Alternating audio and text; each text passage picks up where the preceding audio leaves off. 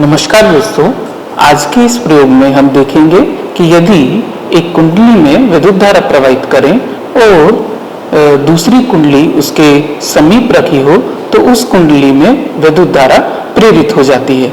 इस प्रयोग को देखने के लिए हमारे पास एक गैल्वेनोमीटर है। ए और बी दो कुंडलियां हैं जिनको इस हरे रंग के बॉबिन के ऊपर तांबे के तार को लपेटकर बनाया गया है। एक डीसी सोर्स है और साइकिल के पहिए की कुछ तिल्लियां हैं। अब यदि मैं कुंडली ए के दोनों छोर को इस गैल्वेनोमीटर के साथ कनेक्ट करके इस गैल्वेनोमीटर के परिपथ को पूर्ण कर दूं तो अब यदि इस कुंडली ए में विद्युत धारा प्रवाहित होगी तो इस गैल्वेनोमीटर की सुई में विक्षेपण होगा। कुंडली बी को कुंडली ए के समीप रख दिया और कुंडली बी को डीसी स्रोत के साथ कनेक्ट कर देता हूं और साइकिल के पहिए की इन तिल्लियों को दोनों कुंडलियों के मध्य रख देता हूं। अब यदि कुंडली बी में मैं विद्युत धारा प्रवाहित करूं तो देखेंगे कि कुंडली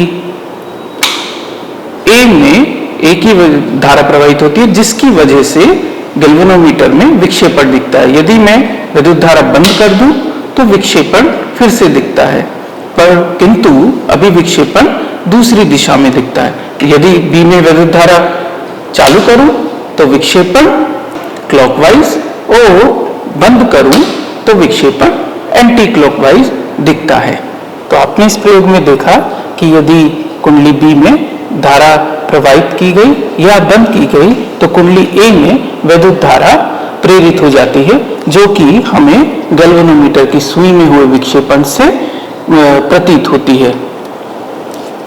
अब इसको समझने के लिए आप जानते ही हैं कि हमने पिछले प्रयोग में देखा था कि यदि किसी चालक तार में विद्युत धारा प्रवाहित की जाए तो उस चालक तार का भी एक चुंबकीय क्षेत्र होगा। इसी प्रकार जब मैं इस कुंडली बी में विद्युत धारा प्रवाहित कर रहा हूं तो इसका भी एक चुंबकीय क्षेत्र है और चुंबकीय बल रेखाएं हैं जो कि कुंडली बी को कुंडली ए के समीप रखने पर इस कुंडली ए से भी होकर जाती हैं। अब यदि मैं कुंडली बी में विद्युत धारा के मान में परिवर्तन करता हूं, यानी स्विच को ऑन और ऑफ करता हूं, तो उन चुंबकीय बल रेखाओं की संख्या में परिवर्तन होता है, जिसकी वजह से कुंडली ए में एक विद्युत धारा प्रेरित होती है और जो गैल्वेनोमीटर की सुई के विक्षेपण द्वारा हमें दिख जाती है। अब मैं आपके लिए एक प्रश्न छोड़ूंगा कि हमने इस प्रयोग में इन साइकिल के पहिए की सुई का इस्तेमाल क्यों किया। इस प्रभाव के दैनिक जीवन में आपको बहुत सारे उदाहरण मिलेंगे, जिनमें से एक ट्रांसफार्मर भी है। आज का प्रयोग यहीं समाप्त होता है। अब अगले प्रयोग के लिए अगली प्रयोगशाला में मुलाकात होगी। धन्यवाद।